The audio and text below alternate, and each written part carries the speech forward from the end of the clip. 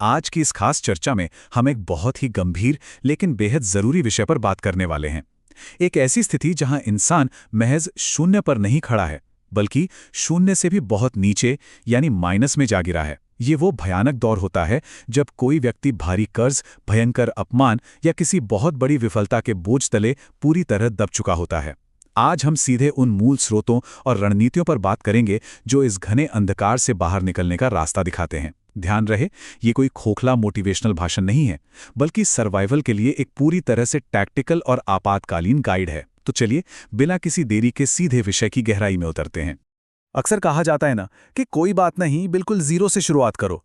लेकिन जरा सोचिए, क्या हो अगर इंसान जीरो से भी मीलों नीचे धंस चुका हो, जब चारों तरफ सिर्फ बदनामी हो, बरसों की असफलता का ठप्पा हो या फिर करोड़ों का कर्ज सिर पर हो। ऐसी स्थिति में वो नई शुरुआत वाली बात भी एक मजाक सी लगती है।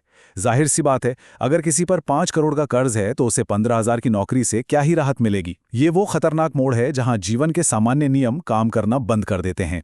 तो चलिए, सबसे पहले इस माइनस वाले चरण की असलियत को थोड़ा और करीब से समझते हैं। इस स्थिति को विशेषज्ञों ने एक बहुत ही सटीक नाम दिया है, पॉइंट ऑफ डिस्ट्रक्शन, यानी बर्बादी का बिंदु। ये वो मुकाम है जहां पहुंचकर ज्यादातर लोग अपनी आखिरी उम्मीद भी छोड़ देते हैं। वे डिप्रेशन का शिकार हो जाते हैं या अपनी आत्मनिर्भरता पूरी तरह खो बैठते हैं। मान लीजिए किसी ने एक परीक्षा के लिए 10 साल तक दिन रात एक किया हो और फिर भी वो विफल हो जाए, तब तक तो उम्र भी निकल चुकी होती है। ये एक ऐसा असहनीय दर्द है जहां दिमाग ये मान लेता है कि अब कोई भी नया कदम उठाना बिल्कुल बेमानी है। इस दलदल से बाहर आने का जो सबसे पहला और सबसे मुश्किल कदम है, वो एक मानसिक लड़ाई है, एक जंग अपने पुराने अहंकार और अपनी आज की नई वास्तविकता के बीच। पुराने जीवन में शायद बहुत लग्जरी रही होगी, बड़ी बड़ी उम्मीदें रही होंगी और इस बात की फिक्र रही होगी कि लोग क्या कहेंगे। लेकिन आज की वास्तविकता एकदम अलग है। अब पूरा फोकस सिर्फ और सिर्फ सर्वाइवल और घर का बुनियादी राशन जुटाने पर होना चाहिए। अगर कल तक कार में घूमते थे और आज स्कूटी पर चलना पड़ रहा है और इस पर लोग हंस रहे हैं, तो भाई उन्हें हंसने दीजिए। उस पुराने अहंकार को पूरी तरह दफनाए बिना यहां से आगे बढ़ना नामुमकिन है। इस पूरी स्थिति को एक रबर की गेंद के उदाहरण से बहुत शानदार तरीके से समझा जा सकता है। जब किसी गेंद को बहुत जोर से जमीन पर पटका जाता है, तो जिस पल वो जमीन से टकराती है, यानी पॉइंट ऑफ इम्पैक्ट, सबसे ज्यादा दबाव और चोट उसे उसी पल महसूस होती है। लेकिन कुदरत का नियम देखिए, बिल्कुल उसी बिंदु से गेंद के वापस उछलने की यानी बाउंस बैक की शुरुआत भी होती है। पर इसमें एक बहुत बड़ी शर्त है। शर्त यह है कि टकराने पर उस गेंद को फटना नहीं चाहिए। इसका सीधा सा मतलब यह है कि इस सबसे बुरे दौर में इंसान को शारीरिक और मानसिक रूप से खुद को बिखरने से बचाना है। अगर तनाव के मारे इंसान टूट गया तो समझ लीजिए खेल वहीं खत्म। अब सवाल उठता है कि इस वक्त करना क्या चाहिए। यही काम आती हमारी आपातकालीन उत्तरजीविता रणनीति, या कहें इमरजेंसी सर्वाइवल मोड। इस रणनीति को समझने के लिए रेगिस्तान का ये बेहतरीन उदाहरण लेते हैं। मान लीजिए कोई इंसान चिलचिलाती धूप में रेगिस्तान के बीचों बीच फंसा है। उसे सबसे पहले क्या चाहिए? खाना? बिल्कुल नहीं। उसे सबसे पहले छाया चाहिए। छाया मिलने के बाद उसे पानी खोजना है और पानी मिलने के बाद ही भोजन की बारी आती है। अगर कोई इन तीनों चीजों को एक साथ पाने की कोशिश करेगा तो वो थकान और निराशा से वहीं दम तोड़ देगा। सर्वाइवल मोड का सीधा सा उसूल है, एक बार में सिर्फ एक बुनियादी जरूरत पर फोकस करना। इससे अस्पताल की इमरजेंसी से भी समझ सकते हैं। जब कोई मरीज मरने की हालत में लाया जाता है तो डॉक्टर तुरंत कुछ बहुत हैवी और दर्दनाक इंजेक्शन लगाते हैं। डॉक्टर अच्छे से जानते हैं कि यह कोई स्थायी इलाज नहीं है और इससे शरीर को थोड़ा नुकसान भी हो सकता है। तो फिर वो ऐसा क्यों करते हैं? सिर्फ समय खरीदने के लिए, ताकि मरीज की सांसें चलती रहें और सही इलाज सोचने की मोहलत मिल सके।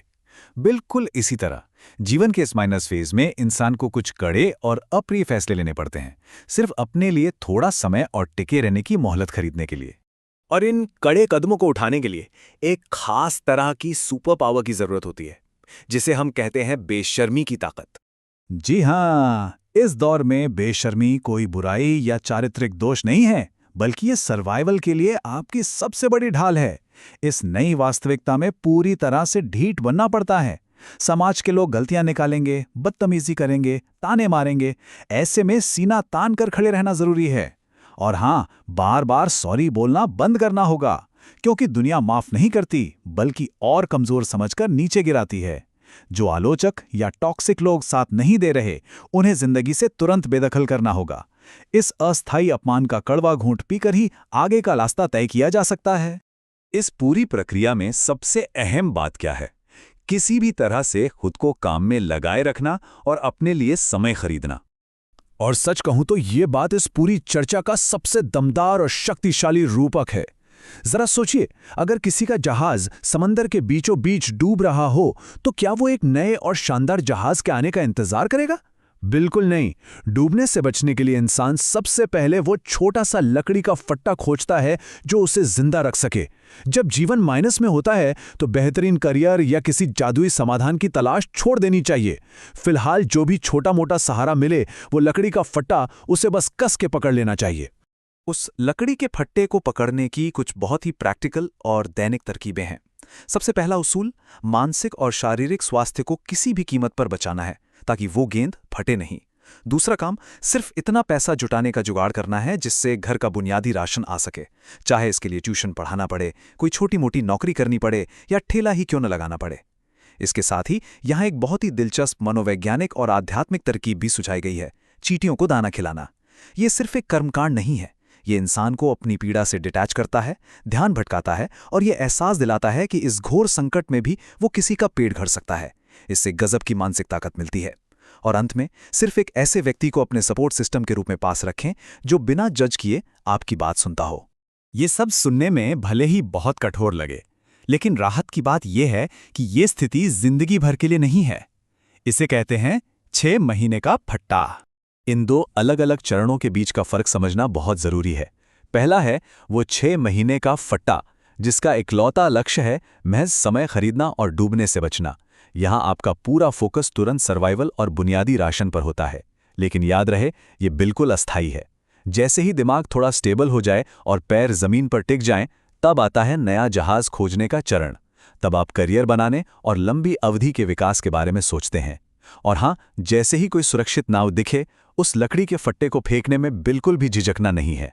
तो इन सब बातों को गहराई से समझने के बाद हम एक बहुत ही विचारणीय सवाल पर पहुंचते हैं। इंसानी फितरत ऐसी है कि जब हम मुसीबत में होते हैं तो तुरंत किसी जादुई चमत्कार या एक परफेक्ट शुरुआत की तलाश करने लगते हैं। लेकिन क्या इस भयानक माइनस फेज में वो सारी बड़ी उम्मीदें और अहंकार पालना सही है? या फिर क्या ये वक्त अपनी सारी अपेक्षाओं को किनारे रखकर जो भी छोटा सा सहारा, वो मामूली सा लकड़ी का फट्टा सामने तैरता दिख रहा है, उसे पूरी ताकत से पकड़ लेने का नहीं है? ये एक ऐसा सवाल है जो यकीनन हमें अपनी प्राथमिकताओं पर दोबारा सोचने के लिए मजबूर कर देता है। आज की चर्चा में बस इतना ही।